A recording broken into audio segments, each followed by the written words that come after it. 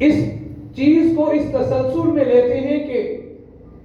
حضور اقدس صلی اللہ علیہ وسلم پر غار حرا میں وحی نازل ہوئی،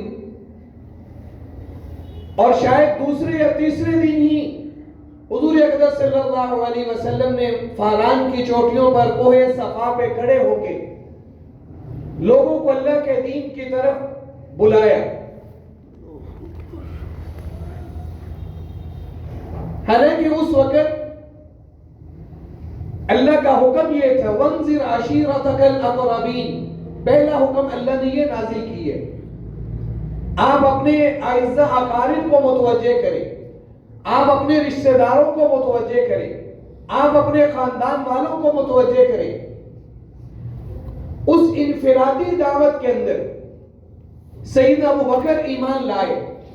اس انفرادی دعوت میں پھر سیدنا ابوبکر کے ساتھ حضرت عثمان ایمان لائے، پھر اس انفرادی دعوت میں مکے کے اندر حضرت بلال نے اور اس طرح دیگر افراد نے ایمان قبول کرنا شروع کیے۔ 3.5 سال کے بعد پھر اللہ نے یہ اجازت دی کہ اب آپ اسے خاص و عام تک عمومی طور پر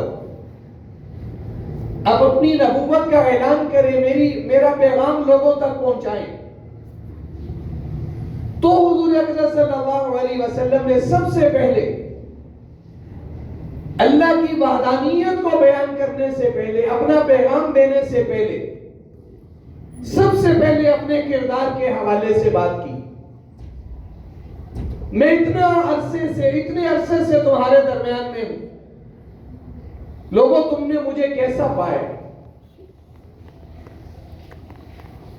تو سب نے بیک زبان کہا کہ ہم نے آپ کو صادق و امین پایا ہے، ہم نے آپ کو دیانتدار پایا ہے، ہم نے آپ کو حیا والا پایا ہے،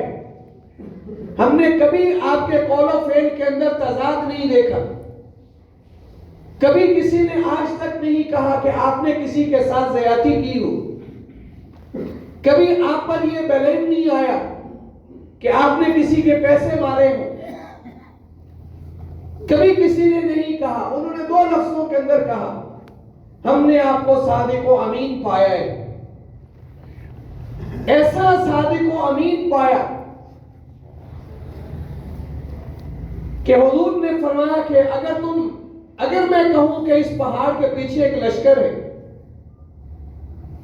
اور وہ تم پر حملہ آور ہونے والا ہے، تو سب نے کہا ہمیں ذرا بھی تردد نہیں ہوگا،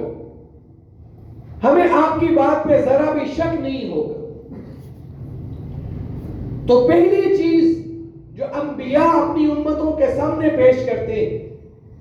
وہ کردار ہوتا ہے۔ وہ اپنے کردار کو، اپنے اخلاق کو، اپنی زندگی کو پیش کرتے ہیں۔ اور یاد رکھیے دین کی دعوت کی یہ خاصیت ہے کہ اس کے اندر کردار بہت اہمیت رکھتا ہے، اس کے اندر کردار بہت اہمیت کا حامل ہے، ورنہ تقریر، بیان، خطاب وہ دلوں پر اثر انداز نہیں ہوتا،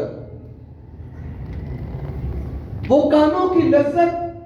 یا معلومات کا ایک خزانہ ہوتا ہے۔ دین کی دعوت کے لیے یہ ضروری ہے کہ داعی با کردار ہونا چاہیے۔ جس داعی کی دعوت کے ساتھ اس کے کردار کی دلیل نہیں ہے، اس کے کردار میں اس کے اخلاق کی دلیل نہیں ہے، اس کے قول و عمل میں تضاد ہے، اس کا قول و فعل یکساں نہیں ہے، وہ سچ پر 1 گھنٹہ تقریر کر لے لیکن بات دلوں پر اثر نہیں کرتی۔ اس کی بنیادی وجہ یہ کہ اللہ نے اس دین کی دعوت کے لیے جو تسلسل